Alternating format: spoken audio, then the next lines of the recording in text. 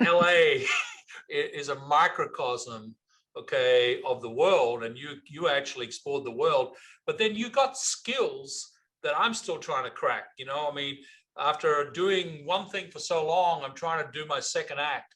I mean, you've had many versions. Black Eyed Peas just happened to be one of the things. I mean, when did you get the skills? How did you crack this code of international marketing and brand management? That's not easy to do. Like every hood is a beautiful place, and the people that are there that are surviving and making it happen, however they're making it happen, are pretty resilient and brilliant. And a lot of the trends that corporations then borrow some years later came from some inner city or ghetto. I mean, maybe it's not appropriate, but I really learned that from graffiti. Right. Graffiti and art. So in graffiti, we call it getting up.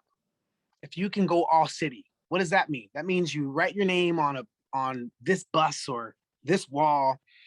Other people around LA will then know you. And that's really marketing. And then I realized that corporations have all this money that they don't really know what to do with. Corporations spend so much money. It's insane, the amount of money they spend to get in front of people. And so I started tapping into this circuit by going to Chiat Day, Young and Rubicon, Ogilvy, and collaborating and sitting in their think tanks. And I started applying all that stuff to the Black Eyed Peas. And then, I made my way up in the ranks of marketing, music, what I call communitying, because corporations only pay attention to the marketplace, even if the marketplace affects the community in a not so good way. And now that people are conscious, it's going to force companies to be communicators, not marketers, but communicators, to where they pay attention to the community that they're selling products in.